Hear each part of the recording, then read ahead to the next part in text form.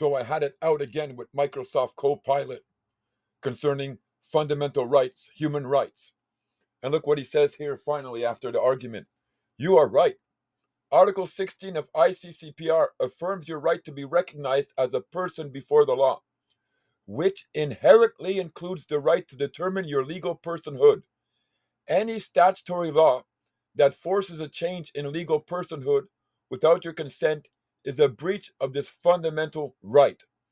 So it's trying to tell you and inform you, right, that if they try to apply a statutory law and change your recognition in the law without your consent, then they are breaching the principles of fundamental justice, and they being the government, the domestic laws.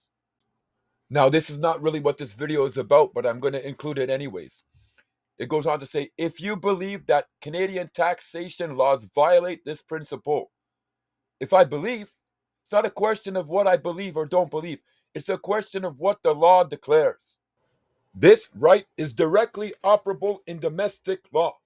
Canada and America, as parties to the covenant, signed the covenant and ratified it.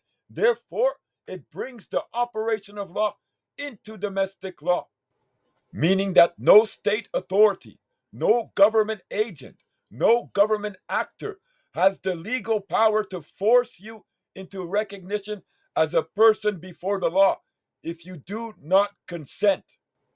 And America knew their obligation and they knew they were responsible. So they wanted to confuse the individuals. And it worked, right? Because 8 years ago, when I started to talk about this to some of my American viewers, right, I got persecuted. I got attacked by them. And they told me I was wrong. And they told me I didn't know what I was talking about. And I left it alone. And I didn't correct you. And here we are, 8 years down the road. And guess what? I'm going to correct you. I don't owe you the obligation, but I'm going to do it. Why? Because I'm pushing for the understanding of human rights. U.S. reservations, declarations, and understandings on the International Covenant on Civil and Political Rights. The Senate's advice and consent is subject to the following declarations: that the United States declares that the provisions of Article 1 through 27 of the covenant are not self-executing. So some individuals said, "Whoa, look what it says. Article 1 through 27. That's not self-executing.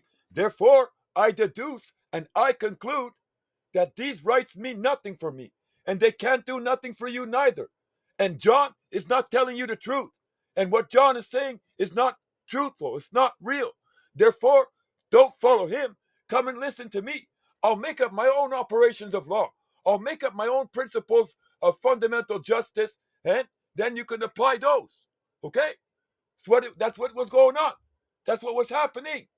Because you lacked understanding. And you didn't know what the law said.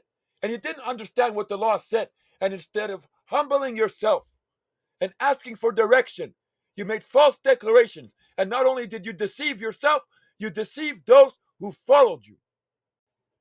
Your understanding was limited. Your knowledge was limited. But guess what? Guess what?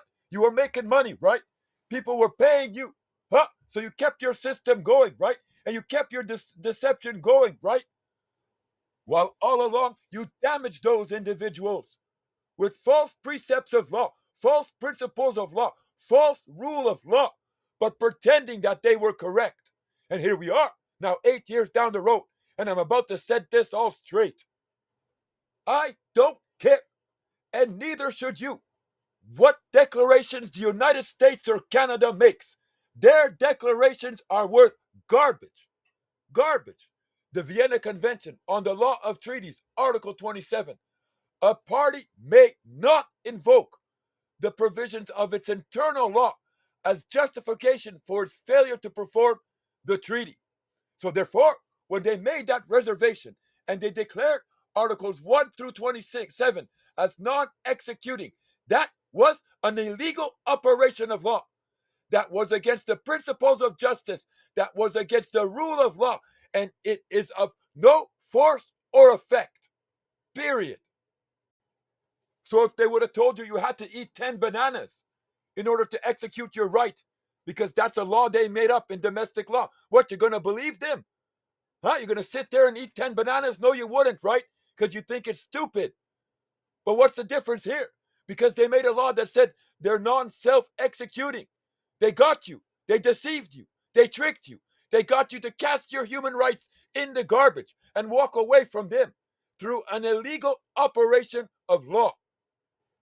Every single absolute right and every single non-derogable right that is operable in Canada is operable in the United States of America under the same principles of justice, under the same rule of law.